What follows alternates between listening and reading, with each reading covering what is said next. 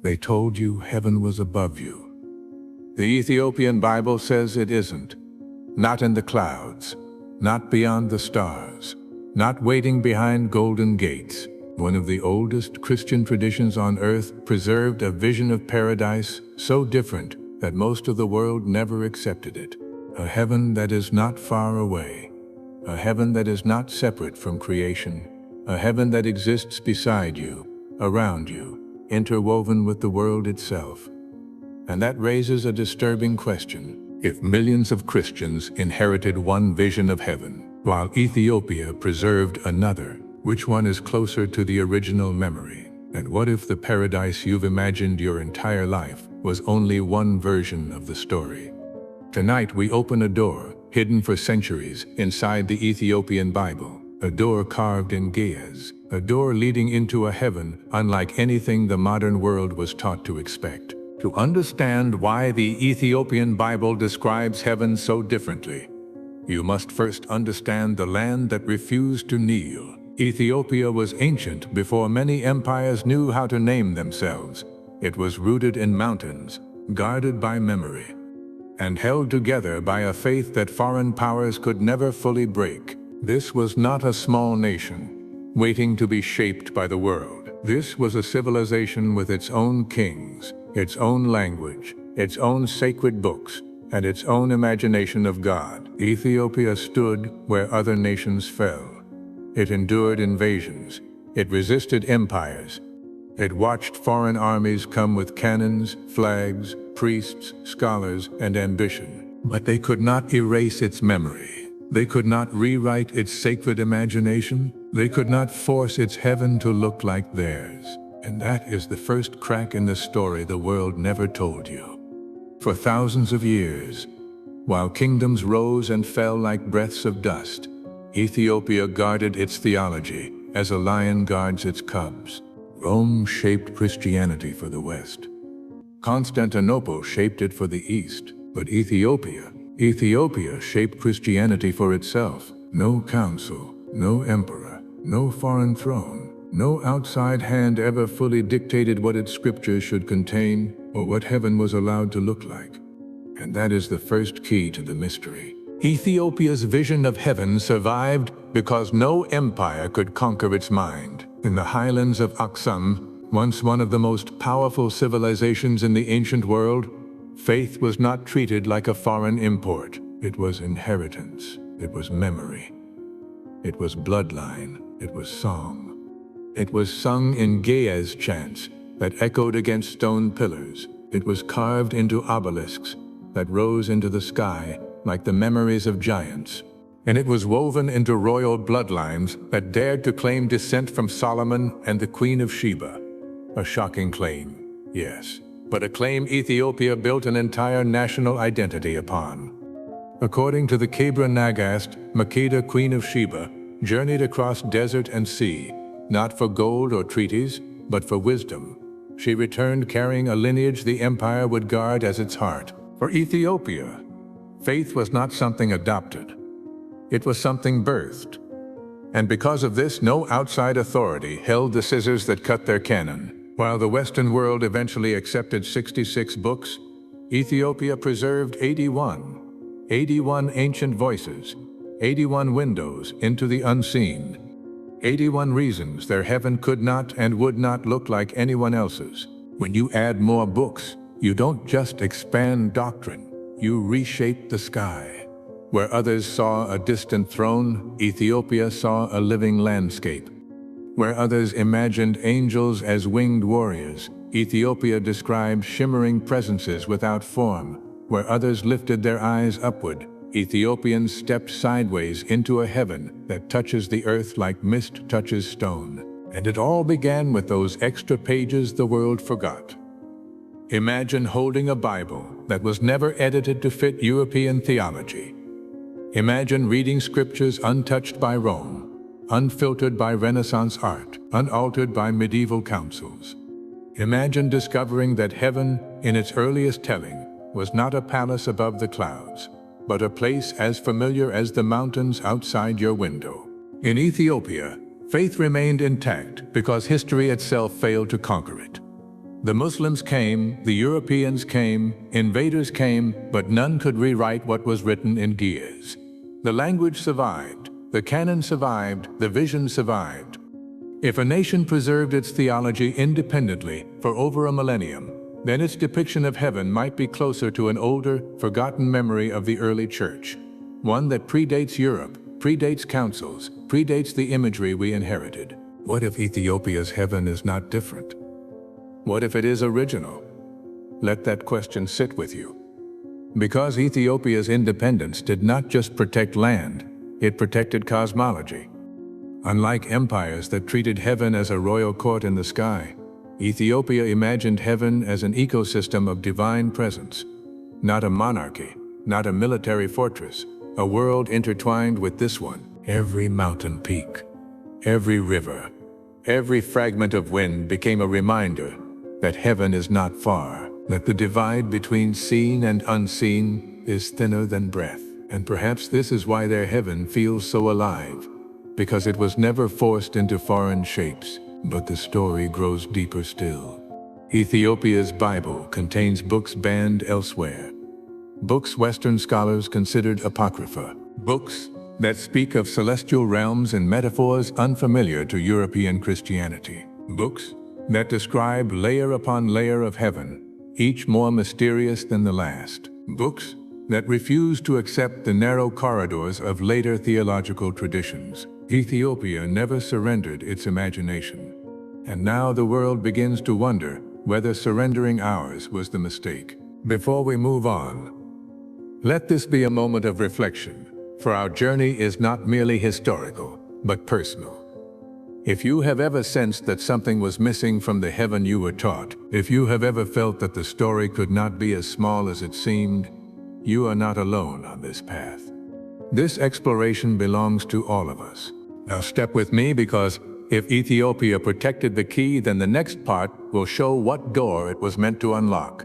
And that door opens into a heaven unlike any ever painted in the West. In most of the world, heaven is imagined as escape, a ladder out of the dust, an elevator into the clouds, a final goodbye to everything that ever hurt you. But in the Ethiopian imagination, shaped by mountains and ancient scripture, heaven is not an exit, it is an upgrade. In Ethiopian tradition, heaven is not somewhere else. It is this world healed, this soil restored, this creation finally allowed to become what it was always meant to be. Not clouds, but a valley so green it feels like memory and prophecy at the same time. Rivers that move with a kind of gentle intelligence, as if they know where every soul has been wounded. Trees that do not merely stand, but seem to listen.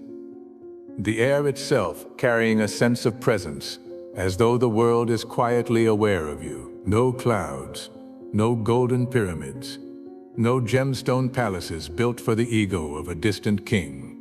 In much of Western art, heaven is a city of marble, glass, and gold, a place of escape, of reward, of being lifted out and away. But in the Ethiopian Bible's world of thought, heaven is not a luxury resort in the sky. It is creation transfigured, not discarded. The earth is not burned and replaced. It is healed and revealed. And that changes everything. Because if heaven is the perfection of this world rather than the destruction of it, then every field, every mountain, every human face becomes a hint of eternity. Now turn your eyes to the beings who inhabit this realm. You were told angels have feathers. You grew up with paintings of beings in white robes and swan-like wings stretching across the sky. But in Ethiopian mystical theology, angels often appear as presences before they are ever described as shape. They are not male or female. They do not age. They do not flap across the sky like birds. They arrive as intensity, a blaze of awareness, a column of quiet fire, a voice without a mouth, a message without a body. In this vision, an angel does not come closer by moving through space. It comes closer by tuning itself to your soul, by aligning realities, rather than crossing distances. The shift is not in geography, but in perception. You are not watching something fly toward you. You are being drawn into a deeper layer of the same space. To Western imagination, this feels abstract. To Ethiopian spirituality, it feels obvious. If heaven is not somewhere else, why would its messengers need wings? And at the center of this world, how is God imagined? Not as a far-off sovereign barricaded behind layers of ceremony. Not as an emperor on a staircase of light guarded by choirs you can never join. Instead, many Ethiopian homilies and prayers speak of God walking among his people as in Eden, not in nostalgic memory, but in future fulfillment.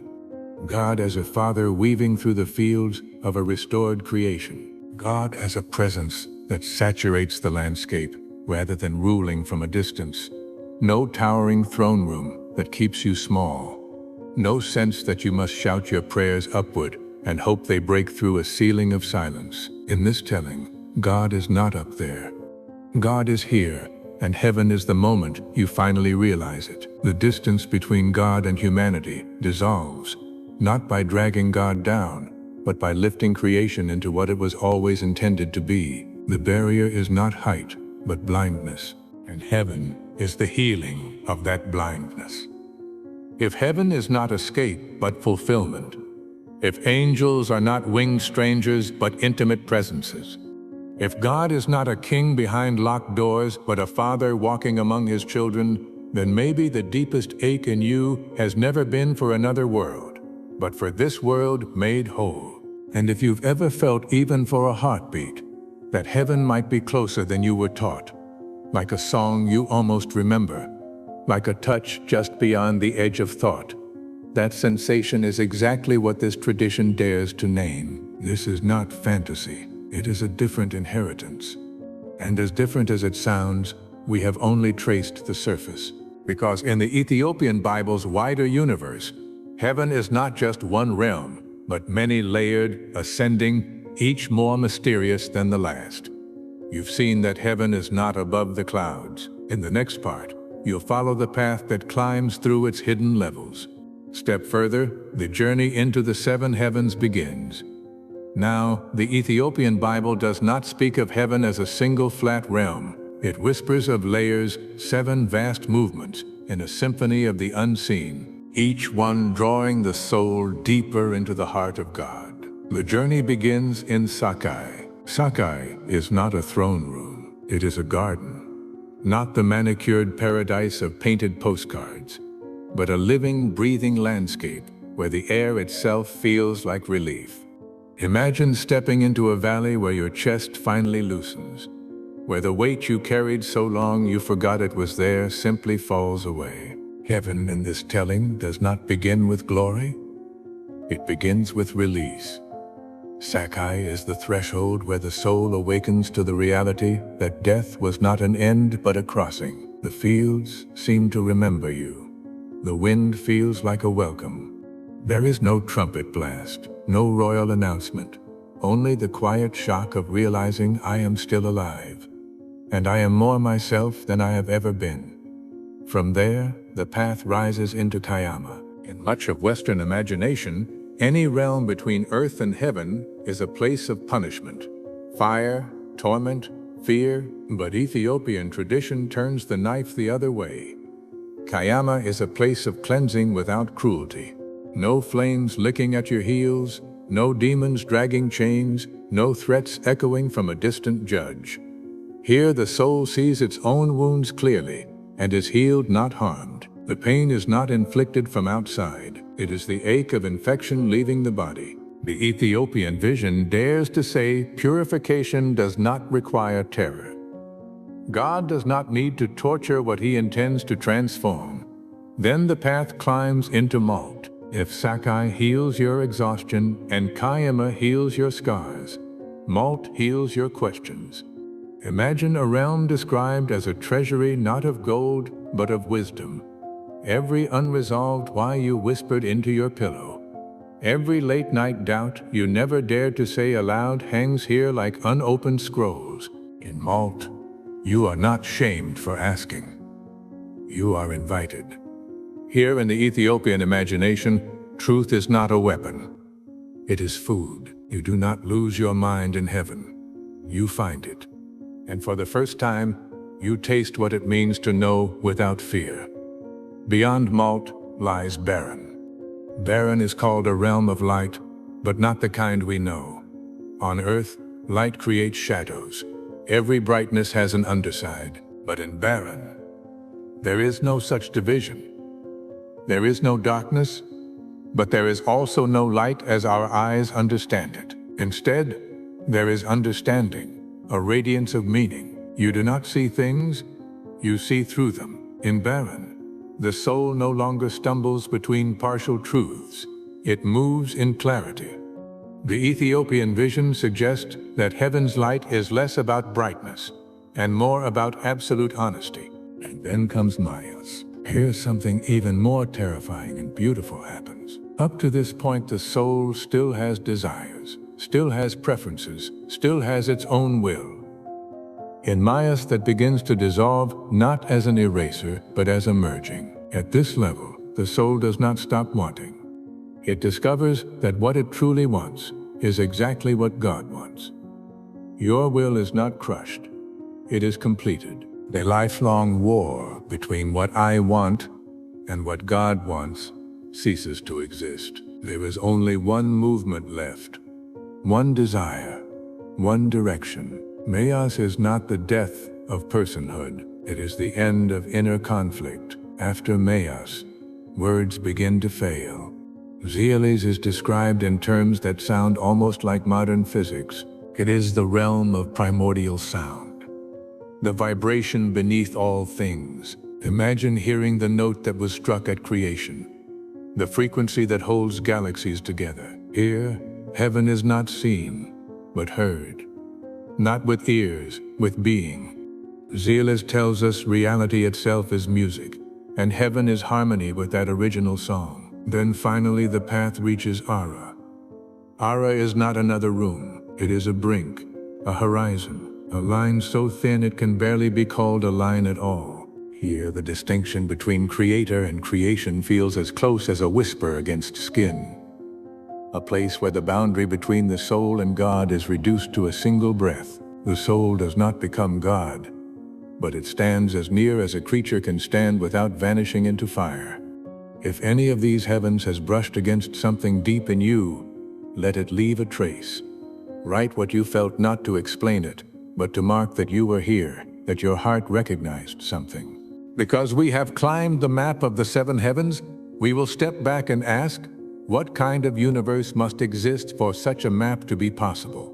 In the Ethiopian vision, the heavens we just walked through are not built out of anything you can touch. No gold, no pearl gates, no marble streets. Everything you were told to expect as proof of paradise, the precious metals, the shining architecture, the priceless jewels, is absent.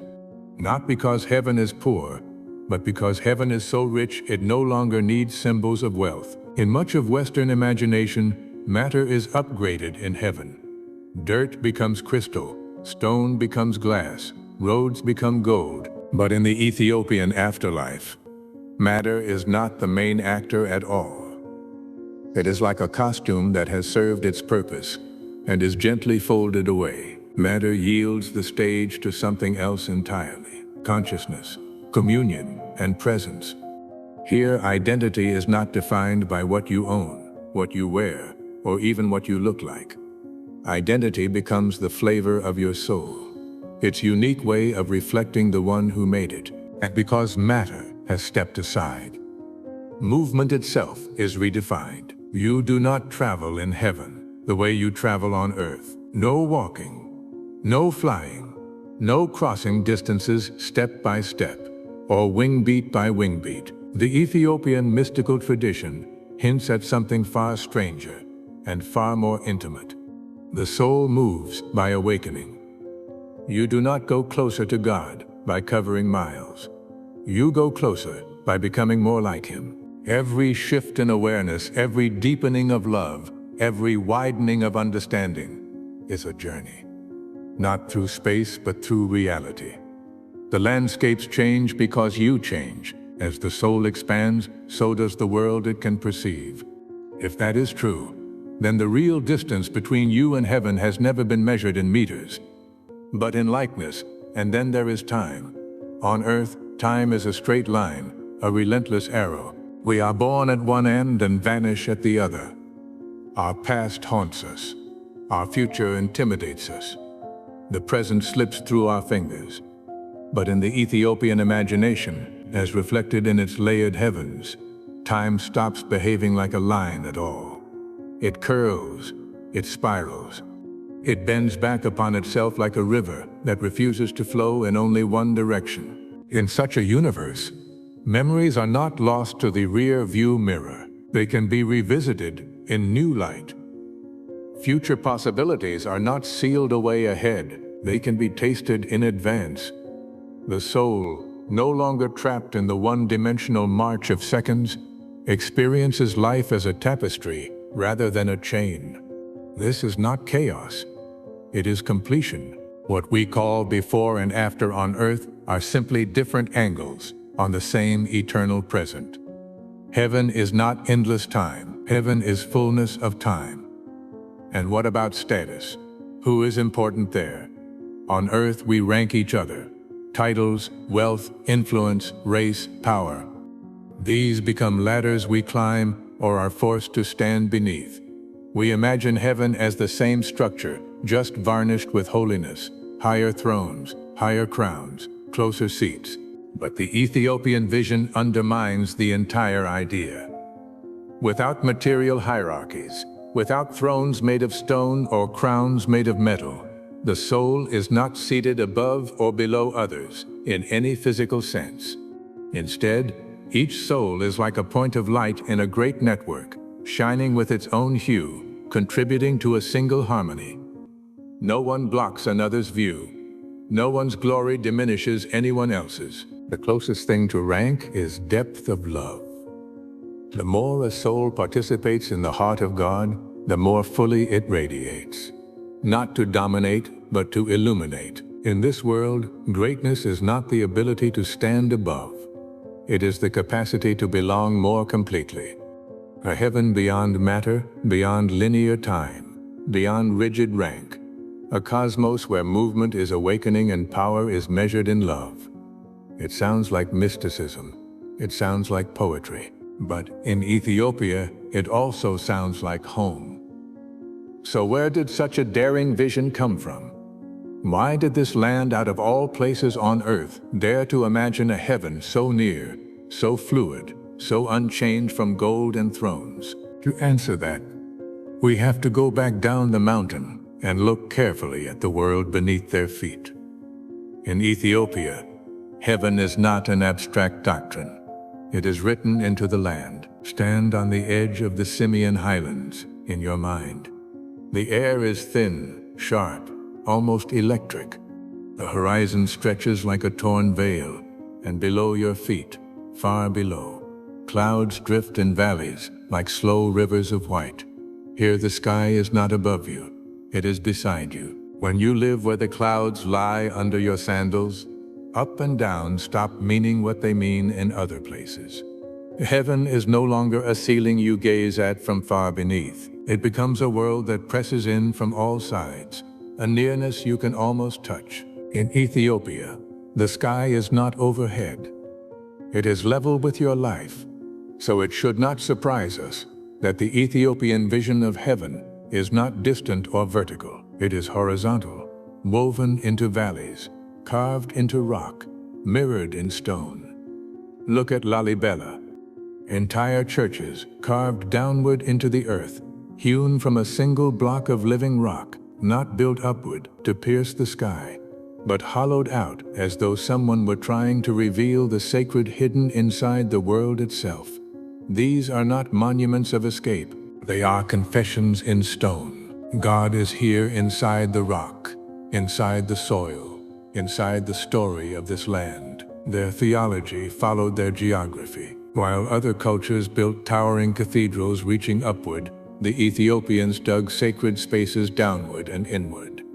They did not try to climb out of creation. They tried to unveil the holiness within it. It is a physical sermon. You do not have to leave the world to find heaven. You have to learn how to see the world correctly. Their faith did not begin by staring into empty sky, but by listening to the mountains, the winds, the stories of their ancestors. Add to this the deep interweaving of traditions. Ancient Judaic practices carried through legends of the Ark, local African spiritual sensibilities, and early Christianity all met in this landscape. Sabbath lamps burning in mud huts, psalms echoing through stone corridors, incense rising not as a signal to a far-off God, but as a sign that heaven and earth are already sharing the same air. In villages, faith has always been communal. Meals shared, prayers chanted, feasts celebrated together. This shapes a heaven that is not about individual reward, but about collective harmony. If your whole life is built around the we, why would your afterlife be obsessed with the I? On the plateau, survival depends on community. Farmers share water, families share labor, neighbors share risk. The harshness of climate and terrain forces people to stand together or fall apart. Over centuries, this formed a spiritual instinct. Salvation is not a solo climb. It is a shared ascent. So their heaven reflects that. Not rows of isolated mansions, each believer sealed in private glory, but a network of souls shining together. Not a king aloof on a dais, but a presence moving through the midst of a people who belong to one another as much as to him. Pause and reach into your own memory. If you have ever stood on a hill at dawn, or walked alone at night, and suddenly felt that the air around you was watching, listening, waiting. If you have ever had a moment where heaven felt close, not above, but around. That was not a random feeling. If you have ever felt the sky closer than usual, share it. That is not just a memory, that is a clue. Because in Ethiopia, those moments are not dismissed as imagination. They are treated as hints, signposts that the veil between worlds is thin, especially in certain places, especially at certain times. Geography carved their imagination. Mountains taught them that height is relative. Clouds beneath their feet taught them that the heavens can be below as easily as above. Rock-hewn churches taught them to seek God within the world, not apart from it. Community taught them that no one is saved alone. And from this soil, their vision of heaven grew organic, embodied, relational. But what does this say about God himself? What kind of God would design a universe like this? A heaven so near, a creation so permeated with presence. To answer that, we have to let theology catch up with landscape. In Ethiopian theology, heaven is not just another place. It is the true face of reality, finally unveiled. There is no clean split between spiritual and physical, between soul and body, between here and there. In Ethiopian theology, there is no hard dualism, no sharp divide that makes the soul holy and the body disposable. This does not mean the body is perfect as it is, or that matter is God. It means that God created the whole person, flesh, mind, and spirit, as a single harmony. Sin may distort that harmony, but salvation does not discard the body. It restores the whole. So when the Ethiopian Bible speaks of heaven, it is not describing a ghostly escape, but a healed creation, where the visible and invisible finally agree. Heaven in this vision is not the opposite of earth. It is earth fulfilled. It is flesh glorified. It is spirit embodied. God is not up or out there. He permeates every fiber of creation. This is not a vague pantheism that blends into God, but a fierce conviction that God is closer than our own breath. The Psalms that echo through Ethiopian monasteries speak of a Lord who fills the heavens and the earth, who rides on the clouds, yet hears the cry in the smallest hut.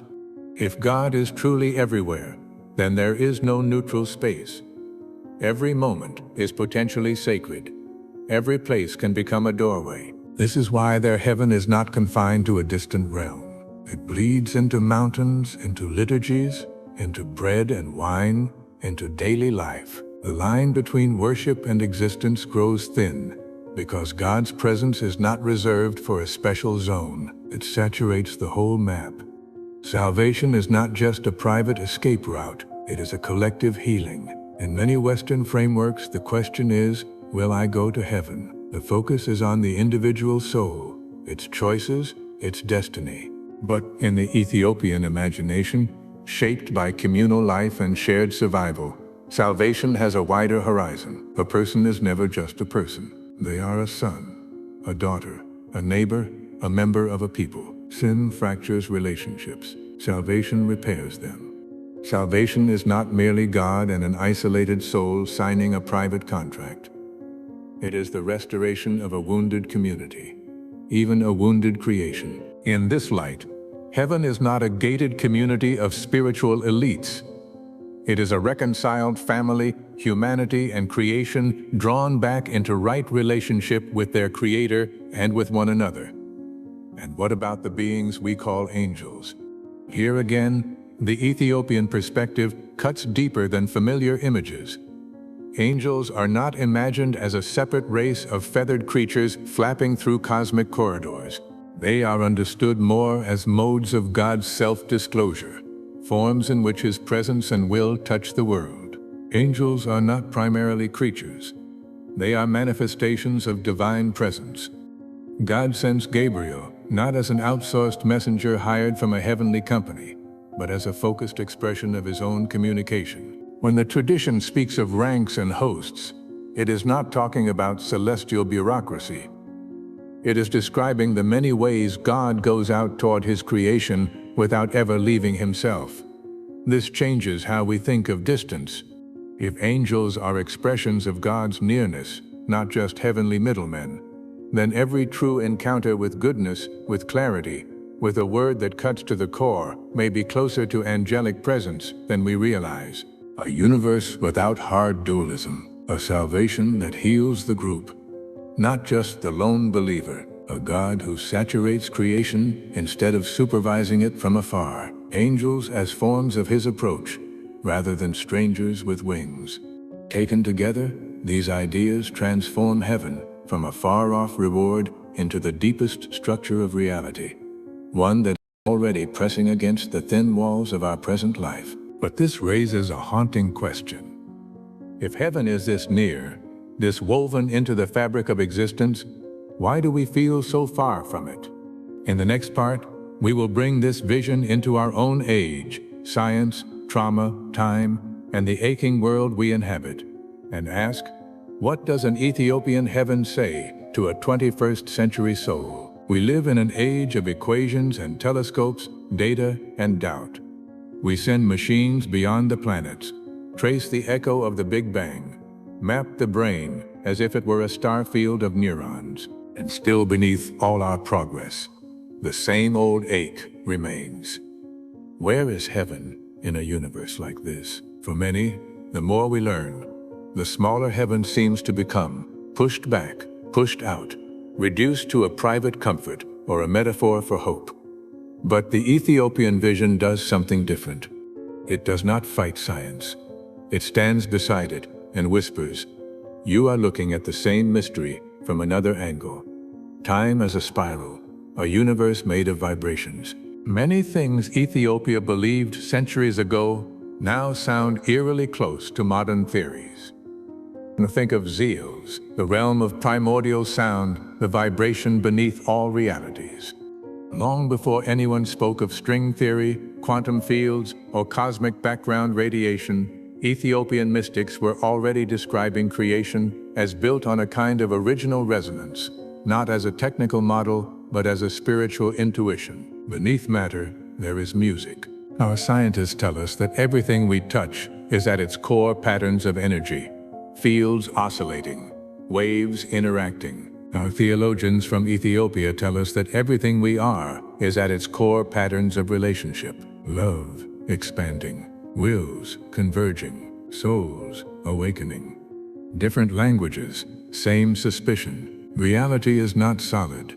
It is alive. And what about time? Modern physics hints that time is not as straightforward as we once believed. Relativity bends it. Quantum mechanics blurs it. Our experience of time fractures under trauma, loss, longing. Past events haunt us, as if they were still present. Future fears suffocate us, as if they had already happened. Now listen again to the Ethiopian mapping of heaven, where time no longer runs in a straight line, but folds and loops, where past and future can be revisited in the light of God's eternal now. It is not the same as a scientific theory, but it rhymes with one. Maybe heaven is not so much a place we travel to, as a state we must be adjusted to see. Think of a radio surrounded by invisible signals. Unless it is tuned to the right frequency, the air seems empty, but once aligned, voices and music appear not from nowhere, but from a world that was already there. The Ethiopian picture of heaven works like that. Heaven is not an object moving toward you from outer space. Heaven is the deeper dimension of the reality you already inhabit. Sin, fear, pride, these do not throw heaven away. They throw you out of tune. Salvation, then, is not just a ticket to another location. It is the slow, painful retuning of the soul until it resonates with the music that has been playing all along. And suddenly spiritual life is no longer about escaping the world, despising the body, or abandoning history. It becomes about learning to see correctly, to love rightly, to move in harmony with a universe drenched in God. The Ethiopian heaven reminds us the purpose of being spiritual is not to flee the world, but to see the world through the eyes of God. Imagine what this does to daily life. Every act of justice becomes a rehearsal for the justice of heaven. Every moment of mercy becomes a preview of its mercy. Every time you forgive, tell the truth, protect the vulnerable, care for the earth, you are not just obeying a rule. You are training your soul to recognize the atmosphere of another world. Science tells us our choices ripple through neural pathways, echo through ecosystems, shape the trajectory of the future. Ethiopian theology tells us those same choices ripple through eternity, aligning us with heaven or estranging us from it. In such a universe, faith is not anti-science. Faith is the courage to say the data of the heart is also real. So the ancient Ethiopian voice calls into our digital century with a question. If heaven is nearer than we think, if eternity is humming beneath our ordinary days, then how should we live here and now? Because this vision does not leave us staring at the sky. It sends us back into our families, our neighborhoods, our broken world with a challenge. If heaven is already woven into reality, what will you do with the slice of reality that has been given to you? Finally, we will return to the core question. Why does the Ethiopian Bible describe heaven so differently? And what does that difference demand from the way we live today? Maybe the heaven of Ethiopia is not the picture you grew up with. No clouds, no marble palaces, no endless choir, frozen in a single hymn. But sometimes, the images the world forgets are the very ones carrying the light you've been searching for. For centuries, Ethiopian Christians prayed in Ge'ez, read from an 81-book canon, and sang of a heaven that was not far away, not abstract, not detached. Their theology grew out of Scripture, early Christian tradition, and the land beneath their feet, highlands where sky and earth sit side by side. While councils in other parts of the world argued over formulas, this tradition quietly guarded a different memory of paradise. Heaven for them was not the opposite of earth. It was earth healed, creation restored, a relationship mended rather than a universe abandoned. We have seen their 7 heavens, a garden of relief, a cleansing without cruelty, a treasury of wisdom, a realm of pure understanding, a union of wills, a universe built on sound, and a final threshold where creator and creation meet as close as a breath without ever becoming the same. We have listened as geography carved theology, mountains teaching that up and down are relative, rock-hewn churches preaching that God is found by going inward, not just upward. We've heard the heartbeat of a faith that refuses to separate body from soul, individual from community, world from God's presence. And now, standing at the end of this journey, one truth rises quietly above the rest. Heaven is not different. It is simply bigger than our imagination has allowed. The Ethiopian Bible does not contradict the hope of other Christians. It widens it. Its vision does not cancel the promises of Scripture cherished elsewhere. It stretches them, fills in margins we forgot were there. Where some traditions saw one angle of the diamond, Ethiopia turned it slowly, patiently, until new colors appeared. What if the Western Golden City and the Ethiopian living landscape are not rival maps, but two sketches of the same country from different vantage points? And what if every description, every throne, every field, every river, every song is only a shadow drawn on the wall of a reality too bright to stare at directly? We might be like children drawing the sun with yellow crayons, never realizing that what we are trying to capture could swallow whole galaxies in its fire. The Ethiopian tradition whispers, all our images are parables, useful, needed, beautiful, and incomplete. The true heaven, the real presence of God, is not contained by any single culture's art, any single church's metaphors, any single age's imagination. Every picture is a window. None of them are the sky. And yet this matters, because the heaven you expect shapes the life you live. If you believe heaven is escape, you may spend your days trying to flee. If you believe heaven is reward, you may turn faith into a transaction. But if you begin to believe, as Ethiopia has for centuries, that heaven is God's nearness, saturating a healed creation, that salvation is the mending of relationships and the restoring of all things, then how you pray, how you forgive, how you treat the world around you will begin to change. You are no longer preparing to abandon the earth. You are rehearsing for its renewal. There is a strange, quiet power in knowing that the line between now and eternity may be thinner than you were taught. That every act of love, every hidden act of mercy, every moment you choose truth over comfort, is not wasted effort in a doomed world, but a thread in a tapestry that will one day be revealed in full light. Heaven in the Ethiopian telling is not waiting at the far end of time with arms crossed. It is leaning towards you in every moment, pressing through cracks in reality, hinting, calling, pulling. And perhaps the real question is no longer will I go to heaven, but will I allow heaven to reshape me now, so that when its fullness comes, I recognize the one who fills it. Maybe that is the door no artist can fully paint, no theologian can fully define, no language can fully hold. A door not drawn on any map, not carved in any wall, but opening even now in the deepest place inside you. Heaven is larger than our pictures, brighter than our metaphors, closer than our fears. And somewhere in a monastery lit by flickering candles and the ancient sound of gears, a page turns, a prayer rises, and an old truth continues to echo. The world you see is not all there is, and the heaven you expect may be far too small. We have walked through a forgotten map of heaven, from the highlands of Ethiopia to the 7 unseen realms, from rock-hewn churches to a universe woven with the nearness of God. If there is one truth left glowing at the center, it is this: heaven is not just a destination far away. It is a deeper way of seeing the world you already stand in. This chapter of the journey is ending, but what it awakens in you does not have to.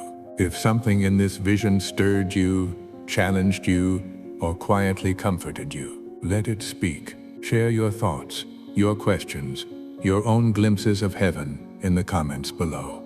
Your voice is part of this investigation, part of this living archive of faith and mystery. If you wish to keep traveling with us through lost books, hidden traditions, and the untold stories of Scripture, You can like this video, share it with someone who needs a bigger heaven, and subscribe to Grind Fact so you don't miss the next door that opens. Because this was only one angle of eternity. In the next video, another forgotten light is waiting. And the mystery of God is still unfolding just beyond the edge of what we think we know.